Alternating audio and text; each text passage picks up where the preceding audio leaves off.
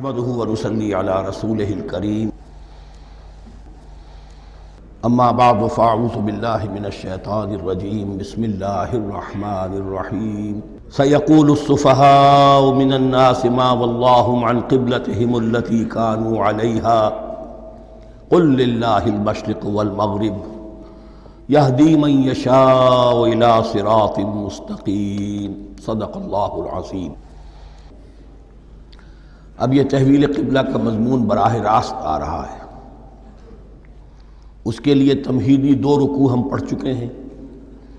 حضرت ابراہیم کا تذکرہ جو معمار ہیں بیت اللہ کے، ابو الانبیاء ہیں، امام الناس ہیں، انہی کی ایک نسل بنی اسرائیل ہے، انہی کی ایک نسل بنی اسماعیل ہے۔ ان کا دین کیا تھا، اس کی بنیاد کیا تھی، انہوں نے اور خود ان کے پوتے حضرت یعقوب نے اپنی اولاد کو کس بات کی وصیت کی تھی، اب وہ اولاد مختلف پگڈنڈیوں پر چل کر کہاں کہاں پہنچ چکی ہے، یہ سارا پس منظر ہے اصل میں اس تحویل قبلہ کے لیے۔ اور تحویل قبلہ پر پورے 2 رکوع آ رہے ہیں۔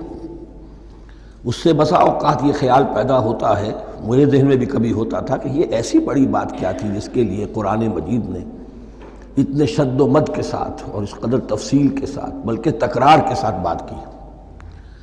تو اصل میں اس کو یوں سمجھیے کہ ایک خاص مذہبی ذہنیت ہوتی ہے، اور وہ مذہبی ذہنیت یہ ہوتی ہے کہ اعمال کے ظاہر پر ان کی توجہ زیادہ مرکوز ہو جاتی ہے، اعمال کی جو روح ہے زیادہ اس کی طرف توجہ نہیں ہوتی۔ عوام الناس کا معاملہ یہی ہو جاتا ہے، ظواہر پر، رسومات پر، جو ظاہری شکلیں ہیں ان کی اہمیت، جو اصل دین ہے، روح دین ہے، جو مقاصد دین ہیں، ان کی طرف توجہ نہیں ہوتی۔ نتیجہ یہ ہوتا ہے کہ ظاہر میں ذرا سا فرق انہیں بہت محسوس ہوتا ہے، ذرا سا فرق ہو گیا، کسی نے رفع دین کر لیا، قیامت آ گئی، معلوم ہوا یہ کوئی اور ہی آ گیا ہماری مسجد میں، یہ کون ہے؟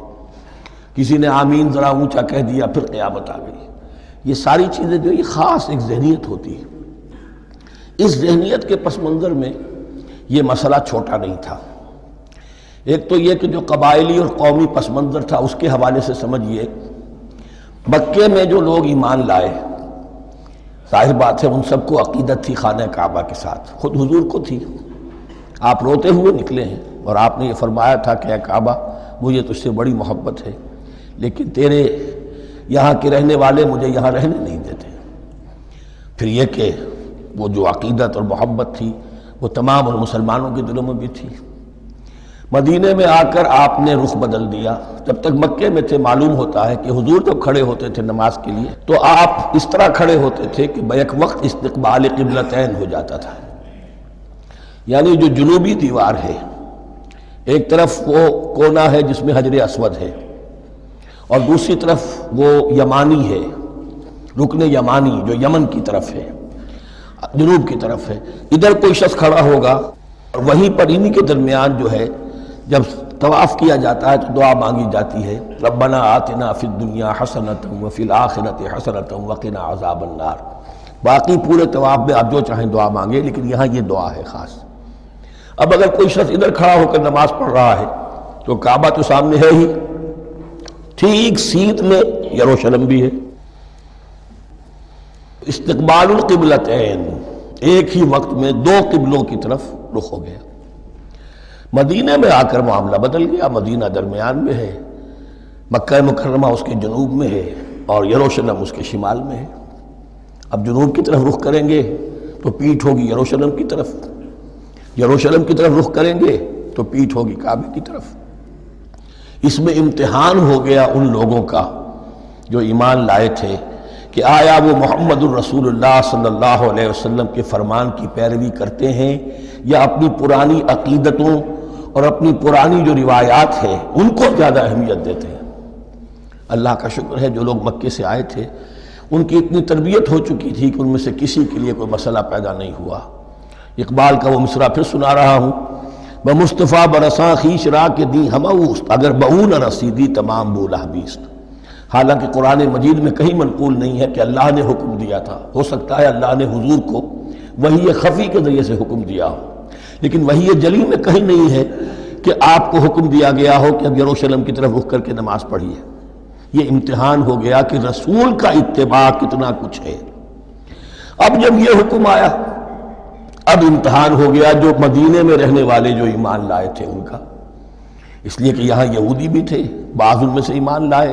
عبداللہ ابن سلام رضی اللہ تعالیٰ عنہ تھے، ان کو علماء میں سے تھے، لیکن جو اور دوسرے لوگ تھے وہ بھی زیر اثر تھے یہود کے علماء کے، ان کے دل میں بھی یروشلم کی عظمت تھی۔ اب جب انہیں رخ کرنا پڑا تو یہ ان کے ایمان کا امتحان ہو گیا۔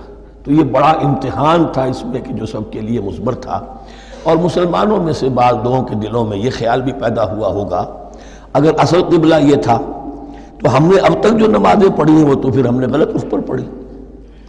ہماری اتنی سالوں کی، کسی کو ایمان لائے وہ 10 برس ہو گئے، ہماری ان نمازوں کا کیا بنے گا؟ وہ نمازیں ضائع ہو گئیں تو نماز تو ایمان کا رکن رکین ہے، تو بڑی تشویش پیدا ہو گئی۔ اس کے ساتھ ہی ایک مسئلہ یہ پیدا ہوا سیاسی اعتبار سے کہ یہود اب تک تو یہ سمجھ رہے تھے کہ حضور نے اور مسلمانوں نے ہمارا قبلہ اختیار کر لیا ہے، تو گویا کہ ہمارے کیمپ فالوورز ہیں، ہمارا تو انہوں نے اتباع کیا ہے، لہذا ہمیں کوئی خاص اندیشہ نہیں ان کی طرف سے۔ لیکن اب جب قبلہ بدل گیا تو ان کے کان کھڑے ہو گئے کہ یہ تو پھر کوئی نئی اب ملت ہے اور نئی امت کی تشکیل ہو رہی ہے، لہذا ان کی طرف سے مخالفت جو تھی اس کے اندر شدت زیادہ پیدا ہو گئی۔ یہ سارے مضامین تھے کہ جو یہاں پر زیر بحث آ رہے ہیں۔ سَيَقُولُ السُّفَهَاءُ مِنَ النَّاسِ، بہت غیر معمولی ہے اس کا آغاز ہی اس آیت کا۔ ان قریب کہیں گے لوگوں میں سے احمق اور بے وقوف لوگ، ما وَلَّاهُمْ عَنْ قِبْلَتِهِمُ الَّتِي كَانُوا عَلَيْهَا، کس چیز نے پھیر دیا انہیں اس قبلے سے کہ جس پر یہ تھے۔ یعنی یہ 16 مہینے نماز پڑھی ہے بیت المقدس کی طرف رخ کر کے، یروشلم کی طرف، اب کس چیز نے پھیر دیا انہیں؟ قُلْ لِلَّهِ الْمَشْرِقُ وَالْمَغْرِبُ، دیکھیے وہی الفاظ جو 14ویں رکوع میں آئے تھے جو تمہید بن رہے تھے، کہہ دیجئے کہ اللہ ہی کے لیے ہے مشرق اور مغرب۔ گویا کہ شمال اور جنوب، مشرق و مغرب، شمال و جنوب، محاورے میں مشرق و مغرب زیادہ استعمال ہوتا ہے، سب اللہ کے ہیں، اللہ کسی سمت میں محدود نہیں ہے۔ یہدی من یشاء الی صراط مستقیم، وہ جس کو چاہتا ہے سیدھے راستے کی طرف ہدایت دے دیتا ہے۔ وَكَذَلِكَ جَعَلْنَاكُمْ، اب یہ خاص بات کہی جا رہی ہے، اے مسلمانوں تم اس تحویل قبلہ کو معمولی بات نہ سمجھو، یہ علامت ہے اس بات کی کہ اب تمہیں وہ حیثیت حاصل ہو گئی۔ وَكَذَلِكَ جَعَلْنَاكُمْ أُمَّةً وَسَطًا لِتَكُونُوا شُهَدَاءَ عَلَى النَّاسِ وَيَكُونَ الرَّسُولُ عَلَيْكُمْ شَهِيدًا، اب تمہارا فرض منصب یہ ہے کہ رسول نے جس دین کی گواہی تم پر دی ہے اپنے عمل سے، اپنے قول سے، اسی دین کی گواہی تمہیں دینی ہے اپنے قول سے اور اپنے عمل سے پوری نوع انسانی پر۔ اب تم لنک بن گئے ہو۔ اب تک نبوت کا سلسلہ جاری تھا، ایک نبی کی تعلیم ختم ہوئی، بگڑ گئی، تحریف ہو گئی، غائب ہو گئی، دوسرا نبی آ گیا، پھر کچھ تیسرا آ گیا، چلے آ رہے۔ لہذا ہر دور کے اندر اب وہ جو معاملہ تھا تسلسل کے ساتھ چل رہا تھا، اب یہاں نبوت ختم ہو رہی ہے محمد رسول اللہ صلی اللہ علیہ وسلم پر، تو نوع انسانی تو ختم نہیں ہو رہی، ابھی قیامت تو نہیں آئی ہے۔ اب آگے لوگوں کو تبلیغ کرنا، ان تک دین پہنچانا، ان پر حجت قائم کرنا، ان کا احقاق حق اور ابطال باطل کا فریضہ سر انجام دینا، یہ کون کرے گا؟ تو پہلے تو ہمیشہ اللہ کی طرف سے وہی جبریل لائے اور نبی کے پاس آ گئے، نبی نے لوگوں کو سکھا دیا۔ اب یہ کہ اللہ سے جبریل لائے محمد کے پاس، محمد نے سکھایا تمہیں، اور تمہیں سکھانا ہے پوری نوع انسانی کو، تو تم اب وہ درمیانی لنک ہو